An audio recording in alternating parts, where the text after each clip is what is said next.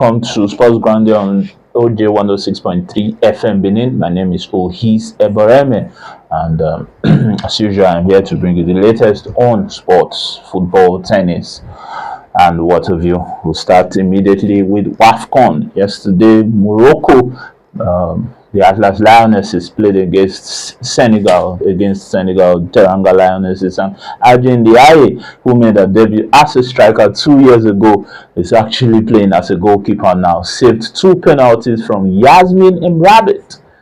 Two penalties. The first one was disallowed, of course, because Adrien Diaye was seen to have, made a foray across her goal line, which is against the rules of football, and the penalty was ordered to be retaken, and Yasmin Emrabit, who plays for Valencia, couldn't put one past Adrien Diaye. Senegal, the Teranga Lionesses, played for Pride. Morocco qualified as group winners of Group A alongside Pharynx, or the Greens of Algeria, who went ahead to win their match against the Harambee Starlets of Kenya by 2-0. So the two North American teams have qualified from Group A. Group B will definitely be Group B matches will be played today. Of course, tomorrow the Super Falcons will be hoping to defeat Cleopatras of Egypt, just like we said yesterday, and the likes of Asisat Oshoala, Esther Okoronkwo and co will be hoping to fire on all cylinders as the Super Falcons aim not only to win their 11th WAFCON title, which will be a record-extending feat, but to qualify for the World Cup. I am sure that both can be accomplished. It is not a crime to aim for one and achieve both. All right, so that is for the Super Eagle or the Super Falcons of Nigeria. Yesterday made it 30 years the dream team, the under 23, won the Olympic gold in football. The likes of Nwankwo Kanu, JJ Okocha, Emmanuel Amunike, Daniel Amokachi, Teslim Fatusi, Victor Ikpeba, Wilson Oruma won the 1996 Olympic gold. We remember how we're always waking up at all times just to see the games. Atlanta 96, I think the most drama-filled game in trolling, which had our hearts in our mouths, was the semi-final against Brazil. Had Ronaldinho, who later became Ronaldo, metamorphosed the transition and won in 96 and 97 Ballon d'Ors. A fantastic player, scored 44 goals in 47 games for Barcelona in 97, did quite well for Brazil, but this dream team came back from 3-1 down and an assured performance and won 4-3 courtesy Nwankwo Kanu's brace, even after he missed a penalty in that encounter. Went on to beat Argentina, completed with Ariel Ortega in the final by 3-2. So yesterday marked the 30th anniversary of Olympic gold for the dream team. Since then, we've won silver.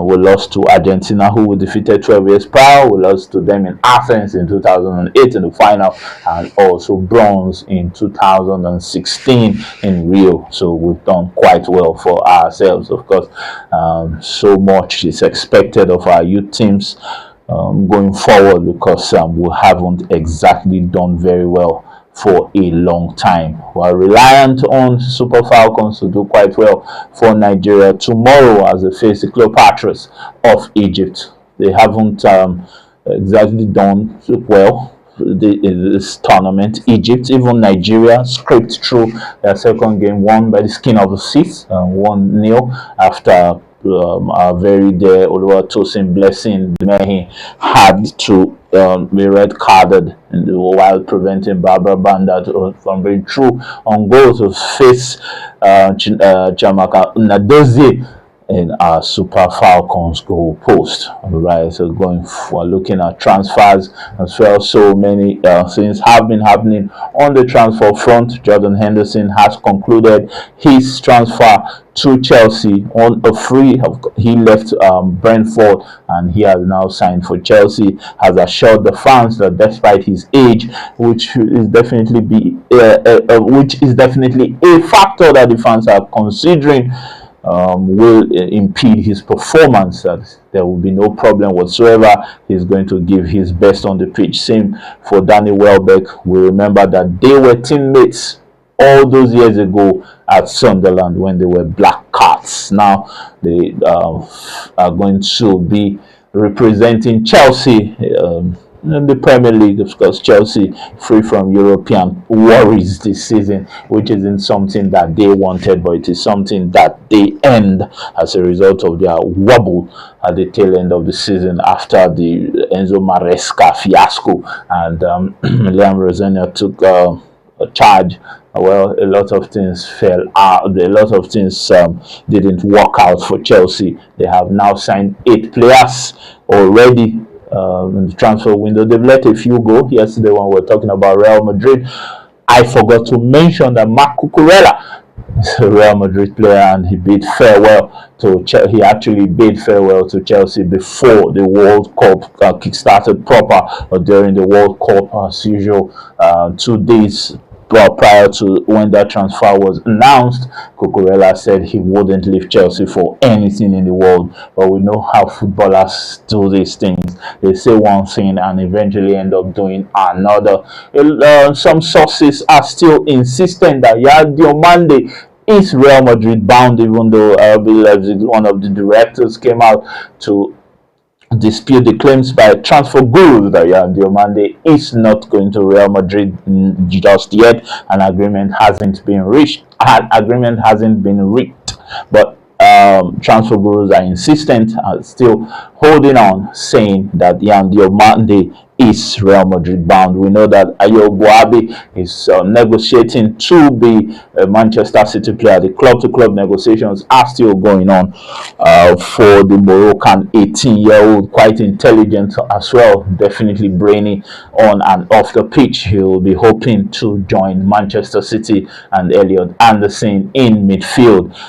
That's for Manchester City. Gonzalo Garcia has completed his move to Fulham from Real Madrid for 40 million euros. Madrid also let Cesar go to Fulham as well. They are also looking to allow Franco Mastutono, the Argentinian, leave Real Madrid and hopefully get a club on loan. But Gonzalo Garcia was an outright buy for Alvaro Arbeloa and Fulham. 40 million euros for the guy who sprung onto the scene in the Club World Cup. Of course, shone like a million stars and has done very well as an understudy to Kylian Mbappe. Now that Endrick has the all clear to be Kylian Mbappe's understudy, let's see how he's going to perform for Los Merengue this season, because he did very well with Olympique Lyonnais when he was sent out on loan in January. And the World Cup, when he was given the chance, he also showed the stuff he is made of.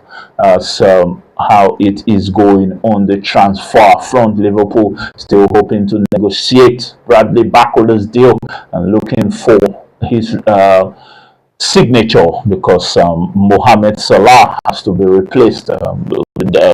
Difficult to replace. I know some players are irreplaceable, but Bradley Barcola will do his best if eventually PSG and Liverpool reach an agreement. PSG are also pursuing other options now that Yan Diomande is probably Real Madrid bound. I said it before that a director at RB Leipzig is holding out that Real Madrid haven't exactly met their obligation, and they're still having that stance that they haven't agreed with Real Madrid for the transfer of Diomande. But Real Madrid right now happy. to have Bernardo Silva, who reported to training yesterday. They also have Mark Cucurella. They've got Ibrahim Konate, as well as Denzel Dumfries. Tony Rudiger, we said yesterday, signed a new contract. Aurelien Tchouameni also signed a new contract. So I think they have a very good team. Jude Bellingham is coming back from a fantastic World Cup where he did very well, was named in the team of the tournament, scored 7 goals for the Three Lions, and became England's highest goal scorer in a single World Cup ever. So for a midfielder, that is a phenomenal accomplishment. Gary Lineker scored 6 in Italia 90, and Harry Kane also scored 6 at the World Cup that just ended, with Spain winning their second World Cup title and becoming the first team in World Cup history to be given championship rings. Talking about the World Cup, we'll go straight to FIFA and Infantino's problems. Nazar El Khelaifi and the president of UEFA, Alexander Seferin, will be meeting in Salzburg to discuss Infantino's future, and they are threatening that if he doesn't resign, well, if he doesn't step aside peacefully, they are going to hold out for parallel international tournaments, irrespective of what FIFA thinks or what they arrange or organize. This is a power play, and Infantino is on the wrong end of it. I am sure he will now be regretting that FIFA Forward Enterprise proposal that was brought to him by Joshua Kushner with Tribe Eternal, a subsidiary of Tribe Capital. They are doing so well, of course, in their own little way, buying stakes in different franchises across sports.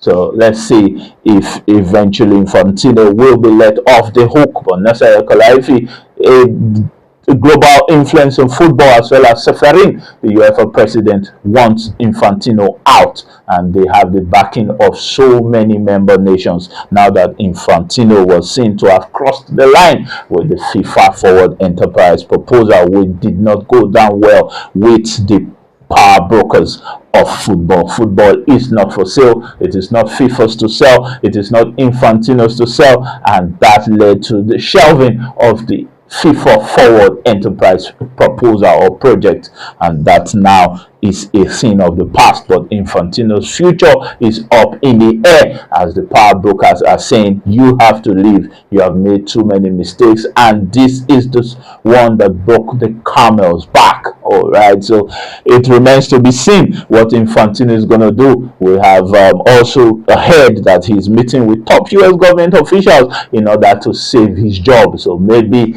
Donald Trump or Marco Rubio or a few others will be able to speak with Seferin and others to drop their is it a threat now, or it is actually a significant one, that Infantino cannot continue as the president of FIFA after everything that has happened. All right, going straight to tennis. We're going to run all this through because there's a lot to talk about. Alexander Erla finally defeated Jessica Pegula yesterday. Of course, the match was suspended due to weather conditions, and Jessica was leading by 1 set, and of course trailing the Filipino 1-2 in the second set. But the Filipino came all back storming and defeated Jessica Pegula 4-6, 6-4, 6-0, battling her in the third set, winning the last 8 games to create a historic moment for Philippines as she won an AWTA 500 tournament, becoming the first Filipino to do so in history. She's had so many firsts this season. She's beaten consecutive top 10 players. She's 10-4 against top 10 players. That's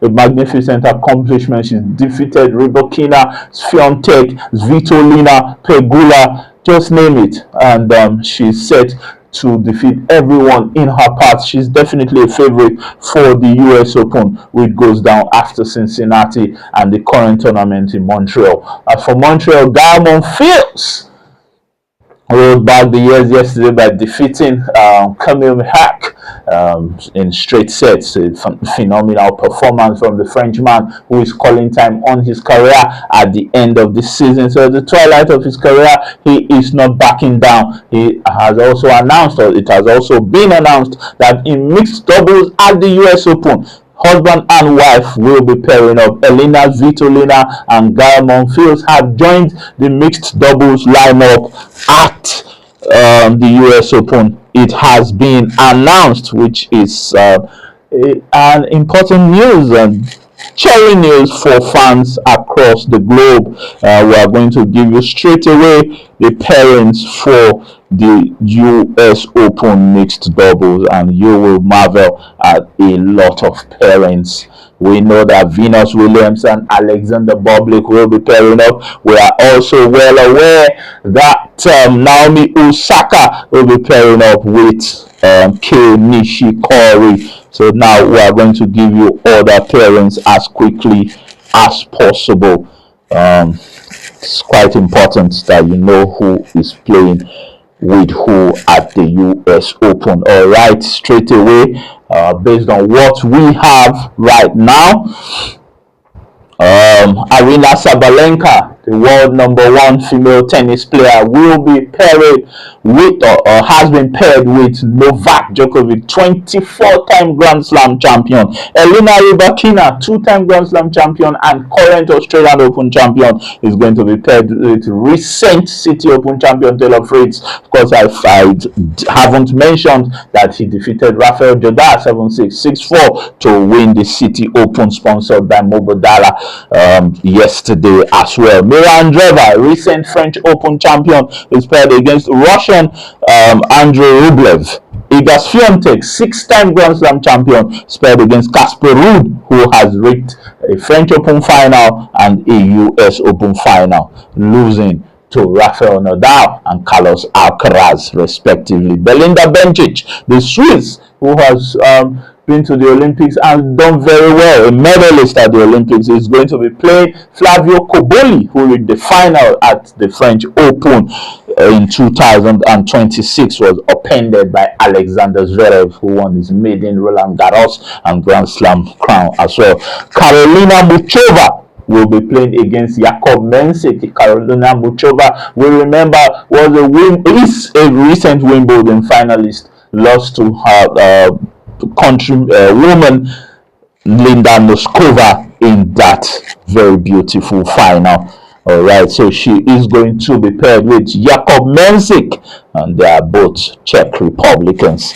Diane Schneider, who was a recent partner with Venus Williams, they reached the quarterfinals of the recent City Open, will be playing or will be paired or has been paired with Daniil Medvedev, 2001 US Open champion and former world #1. Alex Ayala, we're just talking about her, the Filipino who is making waves in the world of tennis, and historic moments are following her everywhere she goes, has been paired with Sergey Auger-Aliassime, who played that long and grueling quarterfinal with Novak Djokovic at Wimbledon, and he lost, of course, ultimately, and that deciding set tiebreak. Amanda Anisimova, who reached 2 Grand Slam finals last season, is going to be paired with Lena Tin.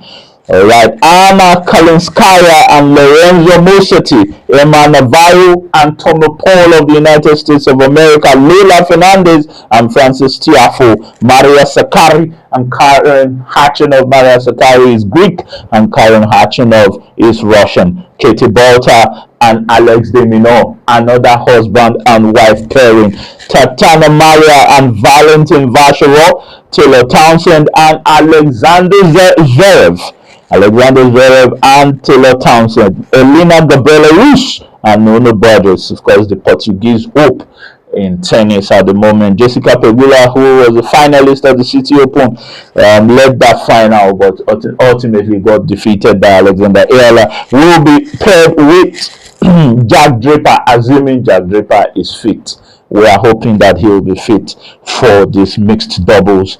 I think it may be too much for his body playing singles and mixed doubles, but yeah, let's see how it goes. Elina Svitolina and Gael Monfils, another husband and wife pairing. Naomi Osaka and Kei Nishikori, Reese Brackmeyer and Michael Zeng. Venus Williams and Alexander Bublik, Sarah Errani and Andrei Vavasiri, Katerina Siniakova and Henry Patton, Jelena Ostapenko, 2017 French Open champion, and Marcelo Arevalo, Gabriela Dabrowski, and Harry Hellerova. Well, Harry Hellerova, Ben Charles and Julian Cash, Curtin McNally and Robert Cash, and Peyton Steams and Preston Steams. So that's a sibling pairing. So let's see how that goes for the US Open mixed doubles, like a celebrity tournament. But I think they are going to take it very serious. Right, for Group B, WAFCON today, Burkina will be playing against the Bayana of South Africa, and Tanzania will be playing against Cote d'Ivoire. Both matches will be played simultaneously to avoid match fixing or stories that touch, as they say on the streets. So, well, that is for the WAFCON fixtures for today. We are still sticking with tennis. Let's not forget, let's not get confused. We were talking about the WAFCON fixtures. We know what happened yesterday. Morocco had that goalless draw. Senegal, courtesy of Aji Ndiaye, who was named woman of the match, saved 2 penalties from Yasmin Emrebe. All right, we said that before. And Algeria, the Greens defeated the Harambee Starlets of Kenya by 2-0 to join the hosts Morocco in the quarterfinals of WAFCON. So we also talked about today's Group B encounter, which will determine who joins Cameroon, Morocco, and Senegal in the quarterfinals of WAFCON. Right now, we talked about Burkina playing against the Bayana of South Africa, and Tanzania playing against Cote d'Ivoire. So that is for WAFCON, the women's version of the African Nations Cup. And in the ongoing Montreal Open, which is also called the Rogers Cup, or the National Bank Open, presented by Rogers. For the men's singles, we said it before that Guy Monfils defeated Karen Machak by, of course, in straight sets. It was a very good match for Monfils, and we applaud his efforts. He did very, very well yesterday, or this morning, rolled back the years and won in straights. In fact, it was a vintage Monfils performance. Right, so Cam Nori also defeated Ugo in straights. Corentin Mote defeated Marlon Fuchstovitz in straights as well. Right, Alex Mikkelsen defeated Yalena Strupp in 3 sets. And Daniel Altena defeated Vukic in 3 sets. Marian Cilic, 2014 US Open champion, defeated Shaw in straight sets. Gabriel Diallo also defeated Jacquet in 3 sets. All right, so for today, Robert Hokats will be playing Marcus Giron, and Baez will be playing against Bellucci, as well as Jensen Bloxberg playing against Wilson. Right, so Chan will be playing against Durante, Dan Jr. will be playing against the Greek god Stefanos Tsitsipas, Paolo Carreño Busta will be playing against Roya, Denis Shapovalov, recent Los Cabos finalist, who was appended by Arthur Zell, will be playing against Vida. Right, so Finley will be playing Andre Monerino, who doesn't want to retire. Alex Popperon will be playing against Bro Chaga. All right, Merida Aguilar will be playing against Draxel. Shang against Andrei Rublev, and Atman will be playing against Jack Draper, assuming he is fit enough to go on court. Right, Giovanni Umpetisci Pericard will be playing against Botic Van Zansorshop. Alright, so Juan Carlos Cherundolo will be playing against Medjedovic. Lorenzo Sanogo will be playing in Stalon Grispo, as well as Lehechka will be playing against Kopriva. Yamono will be playing against Alexander Blocks. And one more, John Stockwart will be playing against the Demon, Alex De Minaur. That is for the men. It is not just the men who are having fun at in Canada and Montreal. Daya Kashetkina defeated Wang in 3 sets. Sloan Stevens rolled back the years as well, defeating Sarah in straight. Carty McNally defeated Tatiana Maria in 3 sets. And for today's games, Elena Vitolina will be playing against Bozos, and Diana Schneider will be playing against Sankova. And Igas Fiontek will be opening against Berchek, and Donovekic will be playing against Golubic, as well as Madison Keys 2025 Australian Open final winner, Australian Open champion, will be playing against Rosic, and Mata Kostiuk will be playing against Sabov. So that's for tennis. Why we expect news from the camp of Serena Williams. Venus Williams is still going strong, and she is going to be paired with Alexander Bublik for the US Open mixed doubles tournament, which we hold at Flushing Meadows as soon as these tournaments in Montreal and Cincinnati are concluded. Carlos Alcaraz is back hitting forehands with aplomb. In fact, his wrist injury, I think, now is behind him, and he's doing very, very well at the moment. That is for Carlos Alcaraz. Manchester United, we know, will be playing against PSG in they're going to be their fourth friendly. They lost the first against Wrexham, trashed Rosenborg in the second game, 5-0. We had a very good goal from Joshua Orobosazegzi. Of course, he's also partly Nigerian and from Edo State here, his mom. So he scored a very beautiful goal for the Red Devils, and they came from behind to defeat Colchoneros of Atletico Madrid by 2-1, courtesy Abraham Umbumo Brace. Now they are going to play the big boys, two-time Champions League winners. They've won the last two Champions League tournaments, PSG under Luis Enrique.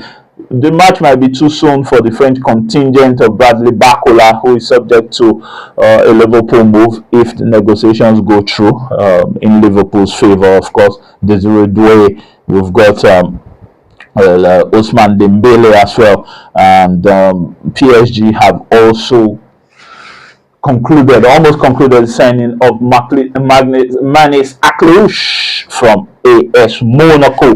But the Brazilian guys, Marquinhos, the Portuguese Vitinha, and João Neves will definitely be back for the Paris-based club. So Manchester United may have their hands full against PSG in that friendly that will be taking place in Sweden. Still on Manchester United, some players returned. Majority of the players returned yesterday. The returning players, of course, Kobe Mainoo and Marcus Rashford haven't returned. I wonder why Kobe Mainoo hasn't returned. Maybe because of that injury that prevented him from featuring the third place match where England, I beg your pardon, defeated France by 6-4. Because Kobe Mainoo was absent through injury. He didn't get to feature at all during the World Cup. He should have been in camp, but I think he's injured. But Manchester United have announced that he, as well as Lisandro Martinez, aka the Butcher, will be back training as quickly as possible. But Bruno Fernandes is back, and there are a few others. Nos Mosral is also back as well. They are the returning World Cup players from Manchester United are back. Some of them were back last week, the likes of Amad Diallo. Benjamin Sesko hasn't featured at all in these friendly games. Hopefully he will get a run in.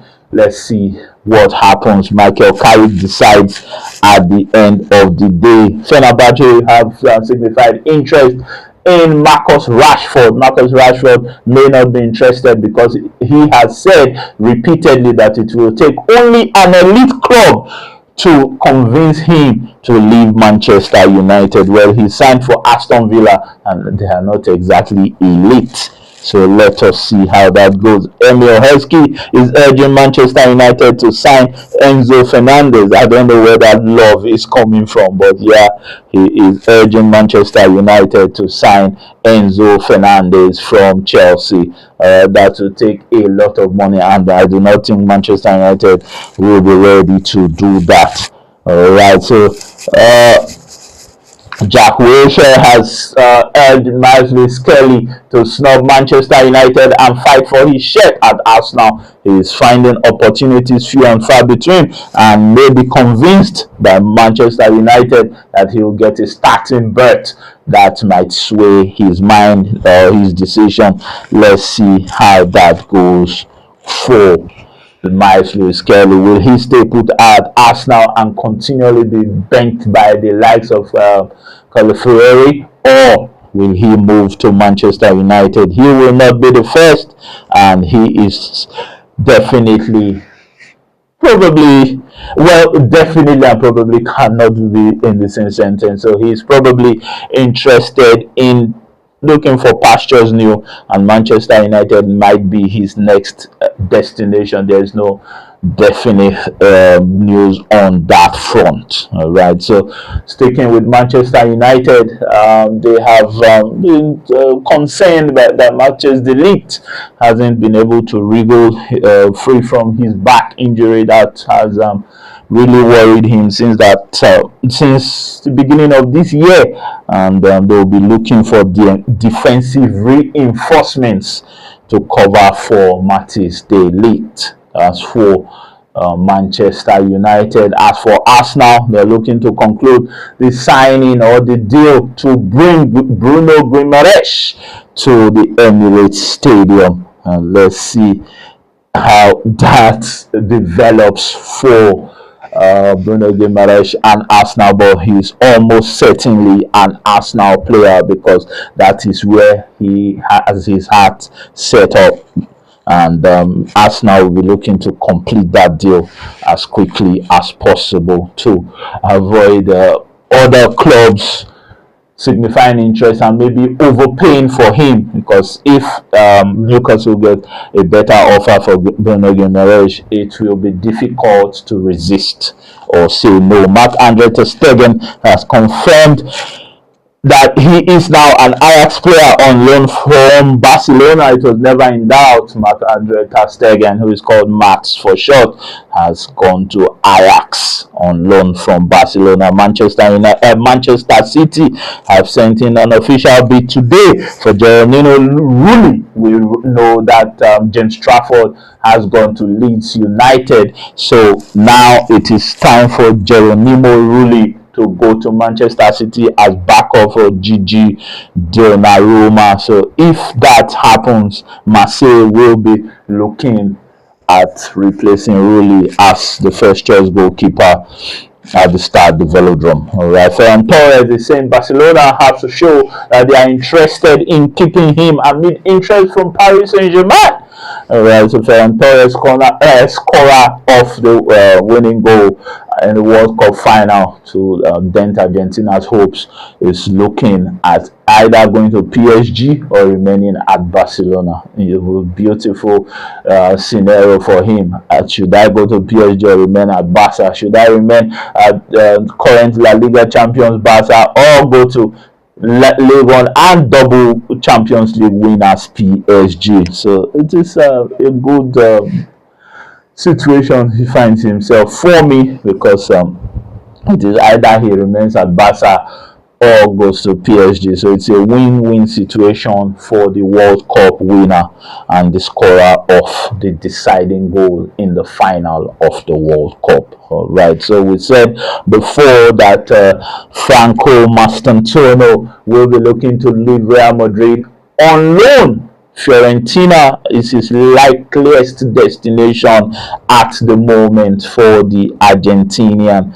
So he's going to improve the squad situation at Fiorentina and hopefully break into the first team. Who knows? Well, Neymar has said he is not thinking about retirement. He has called time on his Seleção career, but he is not looking at retiring entirely from football. He has said that his contract with Santos will be reviewed in December. It ends in December. He is saying that he might renew, extend, or go to another club. His father hasn't shut the door totally at the Seleção, but Neymar has said that his dad is not the one playing the football. Well, sometimes you get conflicting reports from father and son, mother and son, and the husband and wife in the case of Barrow Icardi and his estranged wife, Rana. So in football, you just take it as you see it, but we have to present factual information in order not to mislead viewers and listeners. All right, so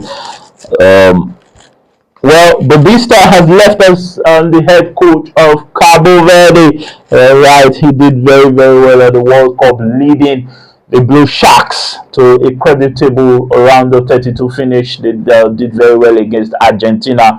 That has given Vozinha the chance, of course, to start afresh at Colo Colo. He has signed at Colo Colo as the new goalkeeper. Colo Colo is a prestigious club in Chile, and they have the great Arturo Vidal playing for them. Arturo Vidal, who was nicknamed King Arthur or Rey Arturo in Juventus, where he was a member of the old lady setup. Did very, very well, was their designated penalty taker. Also one of the greatest Chilean players of all time. Won the 2015-2016 Copa America, 2 consecutive Copa America. In fact, the 2016 Copa America victory over Argentina led to Messi's initial retirement from Albiceleste until he came back the second time to renege on it and call back on his retirement plans. Well, he retired and came back and won the World Cup, so that's big on one of the greatest players of all time as well. So Colo Colo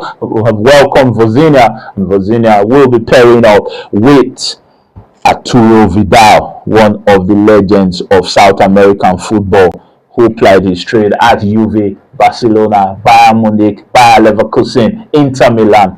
So when you do all this, when you have a football resume like that, you are definitely a good player. Dependable, was playing penalties ahead of the likes of Andrea Pirlo, Claudio Marchisio, formed that midfield trident with Marchisio and Pirlo under Antonio Conte and later Massimiliano Allegri. Reached the 2015 Champions League final only to be defeated by Barcelona, and was named in the team of the tournament and came 8th in the UEFA Player of the Year awards usually given out annually.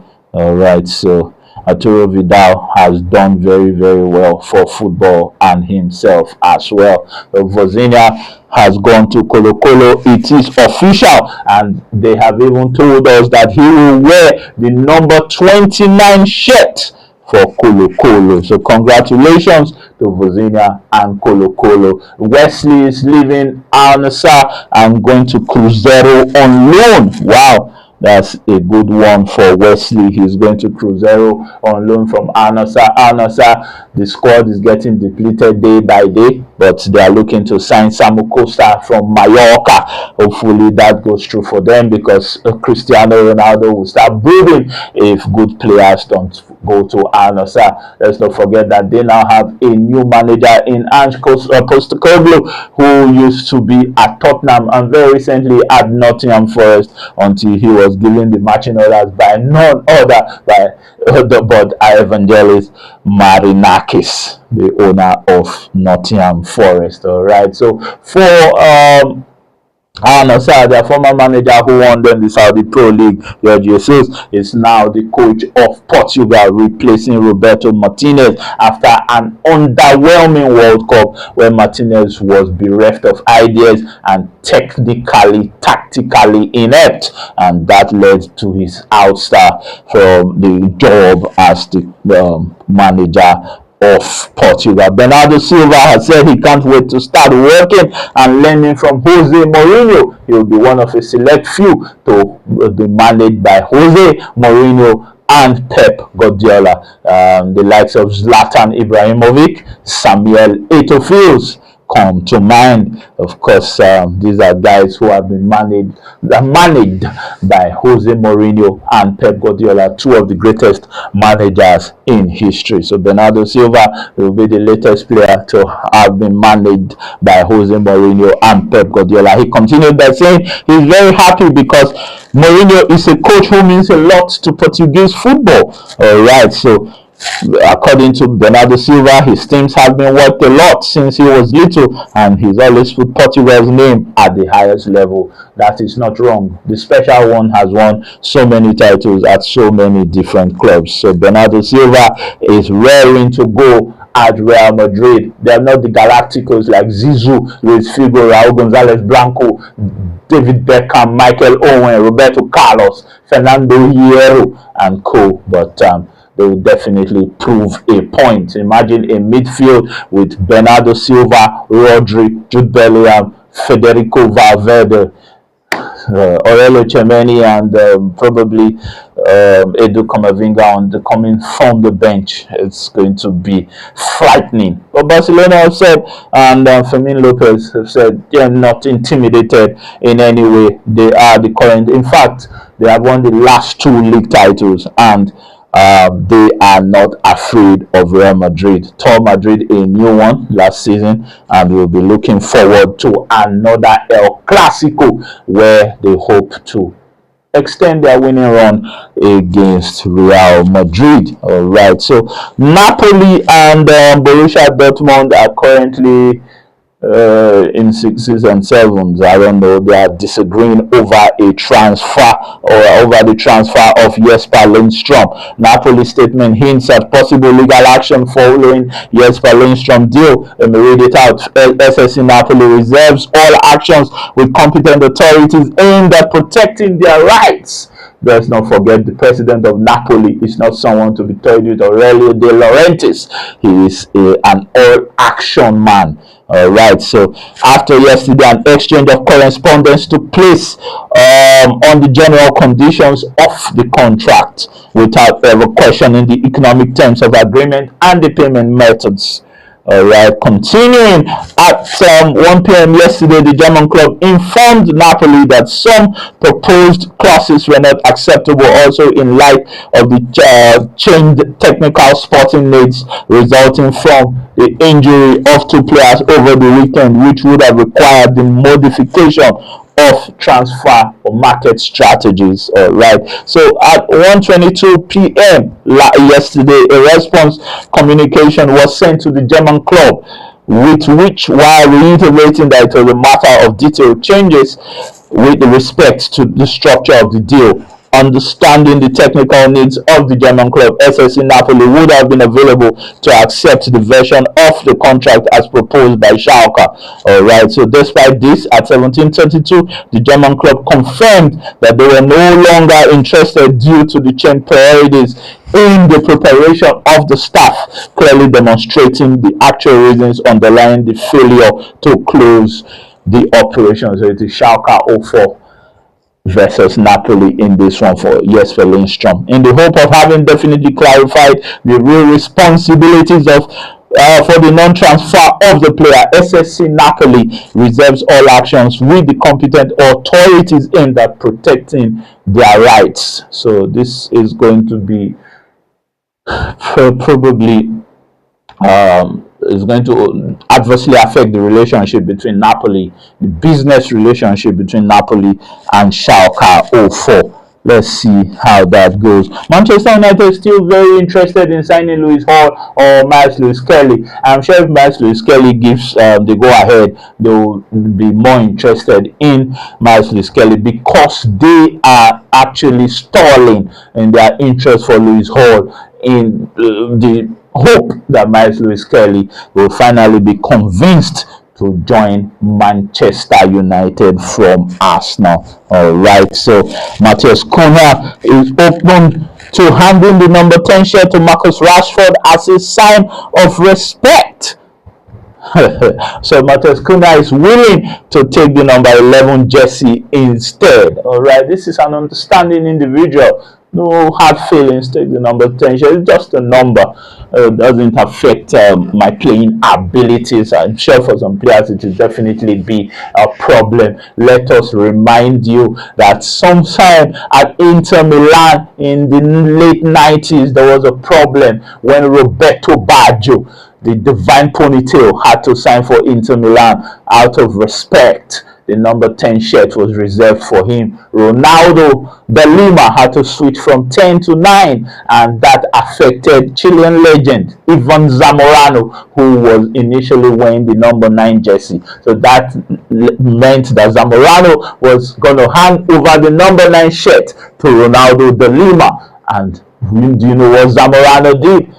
He went on and printed 1+8 on his jersey. That didn't change anything. He still scored good goals for Inter Milan. Definitely a legend alongside Marcelo Salas. I'm sure the likes of Arturo Vidal, Alexis Sanchez, John Bussejo, Jorge Valdivia will definitely bow at the feet of Ivan Zamorano and Marcelo Salas. All right, so that's just the story that brings back nostalgic feelings, because for people who saw football in the 90s, I think for me, football in the 90s and early mid 2000s definitely more competitive, more interesting than the football we have nowadays. In the 90s, we had players like Gabriel Batistuta. In 2000s, 90s and 2000s, we had Hernan Crespo, Christian Vieri. We can go on and on. We had Roberto Mancini, we had Alessandro Nesta, Fabio Cannavaro, Lilian Thuram, some very Willy Sagnol, Vicente Lizarazu, some very good players. At that time, it was more difficult to say this was the outright best player. We had Hristo Stoichkov, Romario, Thomas Brolin, Rudi Vola, 70s, 80s, 90s. We had Jürgen Klinsmann, Oliver Bierhoff. Some very good players. Paul Gascoigne, nicknamed Gaza. We had Alan Shearer. We had Andy Cole, Dwight York, Thierry Henry, of course, picked in the 2000s. Definitely David Trezeguet, Zinedine Zidane, of course, Ronaldo da Lima, and co Dennis Bergkamp, who for me is one of the most technically gifted footballers I ever saw and has ever lived. Michael Laudrup and his brother Brian Laudrup, Clarence Seedorf, Christian Karembo, Wilson Bogarde, Marco van Basten. I can go on and on. Ruud Gullit, Frank Rijkaard, Ronald Koeman, Floket Denu. So many good players. Basiboli, we had our very own Nwankwo Kanu, we had JJ Okocha, so good, he was named twice. So many good players who were plying their trade at different clubs. Ajax, they were there, good club, won the 1995 Champions League under the great Louis van Gaal. We had AC Milan trouncing Barcelona in the 1994 Champions League final 4-0 under the great Fabio Capello. Of course, Johan Cruyff was the manager at the other end, the late great Johan Cruyff, and he was not only pummeled, he was astonished at the result. Daniele Massaro, the likes of Franco Baresi, Christian Panucci, Mario Tassotti, they were there to definitely put an end to Barca's dominance in that Champions League. Juventus, Borussia Dortmund with Lars Ricken, Juventus with Alessandro Del Piero, Didier Deschamps, Antonio Conte, and co. So football was definitely sweet. I was expecting that when the leagues commence at the end of this month, we'll be seeing some very good players come through. Chelsea, of course, hopefully. We want that competition in the Premier League. Chelsea languishing in 10th position is not what we want to see this season. We want to see Chelsea fighting, slugging it out under Xabi Alonso. We want to see Manchester United with Michael Carrick. Let's see. We want to see Mikel Arteta continuing from where he left off, won Arsenal's first league title in 22 years. We want to see Manchester City under Enzo Maresca, a new look Manchester City. Of course, the players are still there. Ryan Cherki is there. Erling Haaland is there. We've got very good players. Jeremy Doku, Phil Foden, who can go on and on. Tijani Reinders. Ruben Diaz, some players have left, but the very good players are still there. Omar Mamouche hasn't gone yet. He's still, of course, was at Manchester City. So they've still got very good players. Nico Gonzalez. They've got good players who can definitely hold their own. Let's not forget the standout player or the breakout player of last season, Nico Riley, who put Arsenal to the sword in the Carling Cup final. Of course, Arsenal lost that final to Manchester City, but got one over Manchester City by winning the Premier League. Pep Guardiola bid farewell after 10 solid years at Manchester City, and one of his proteges, Enzo Maresca, is the new coach of Manchester City. Let's not count out Tottenham. They've made some very, very good signings. Sandro Tonali, Matthias Fernandes, Van Hecke, and they've gotten, if they can convince Richarlison to stay and, of course, play with Dominic Solanke, they've got Brennan Johnson. They've got Brennan Johnson left, of course. He left, but they've got very good players, Tottenham, and they've got a good coach, Roberto De Zerbi. We saw what he did with the Seagulls, Brighton and Hove Albion. So for Tottenham, let's not discount them. They've got good players as well. There are definitely other teams, Aston Villa under Unai Emery. They've got Yohan Manzambi and others. Let's see how they're going to gel. Oli Watkins is still a dependable striker anytime, any day. In Syria, Juventus are looking to sign more players. Kerem Medjanovic is at Juve now. The likes of Kerem Yildiz, of course, Randon Kolo Muani is there. Inter Milan, they're still highly dependent on Lautaro Martinez. They've brought in John Stones. They are trying to seal the deal for Couto Romero to join Inter under Christian Kivu, Ajax legend. Inter Milan definitely played for them as well during the days of Walter Samuel, Nicolas Andre Bodiso, Marco Materazzi, Adriano, our very own Obafemi Martins, Andy van der Meijden, Dejan Stankovic and co. So yeah, we're looking forward to a serious season. Como under Cesc Fabregas, they've just agreed a deal for Trevor Chalobah to leave Chelsea and sign for them in a 30 million pounds, 30 million euros deal. Como wanting to improve the squad. Rafael Varane is handling their youth team, and they have said no more headers in order to protect their young players. So Como will definitely be in the mix. Roma under Gianpiero Gasperini, AC Milan under a new look team under a new look coach, Ruben Amorim. He convinced Luka Modric to stay. Not everyone can convince Luka Modric, the football legend, 2018 World and European Footballer of the Year, of course, for sure.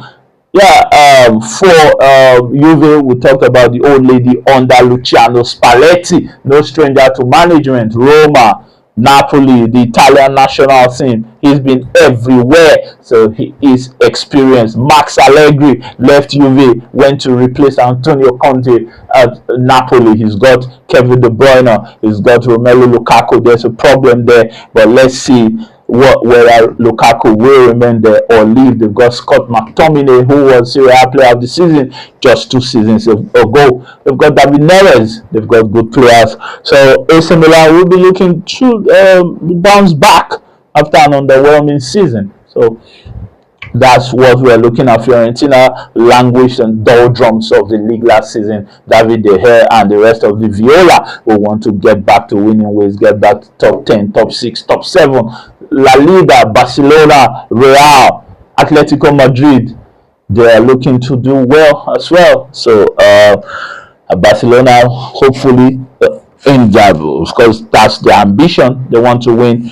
They want to do a three-peat, 3 consecutive La Liga trophies. Jose Mourinho is back at Real Madrid. May not want that to happen. Has brought in some reinforcements, looking to bring in Rodri. I'm sure that will be the end of transfer, or the end of whatever for them in the activity in the transfer market. So we're looking at all these, and hopefully it's going to pan out well for these clubs in the French, in the Championnat or the Ligue 1. If will PSG continue the dominance, or will Monaco spring a surprise? Will Lille mount a resistance? Let us see how that goes in the Turkish league. We've got Victor Osimhen. Now we've got Mason Greenwood at Fenerbahce. We've got the likes of Gendozi. We've got Nathan Ake. They've brought in some very good players at Fenerbahce. They're even trying to bring in Rafael Leao and Marcus Rashford. Let us see if those two players will be convinced about the Fenerbahce project and go to Turkey. Let's not forget that tomorrow the Super Falcons will be playing against the Cleopatras of Egypt in a must-win encounter. There is nothing else that can happen for Nigeria to advance to the quarterfinals than a win. So Asisat Oshoala, I don't know why she cannot be paired with Esther Okoyonkwo. Really, Rasheedat Ajibade is undroppable, untouchable. Not only because she is the captain, she has to work extra hard because Onyechi Jennifer Echegini is suspended for tomorrow's game, unfortunately, and they have to make do without her. Michelle Alozie, deservedly woman of the match against the Copper Queens of Zambia, definitely want to do quite well, continue in that fashion. That's the much we can take on Sports Grandeur on OJ 106.3 FM Benin. The name still remains Ohis Eboreme. Enjoy the rest of your day, stay out of trouble, and continue to win.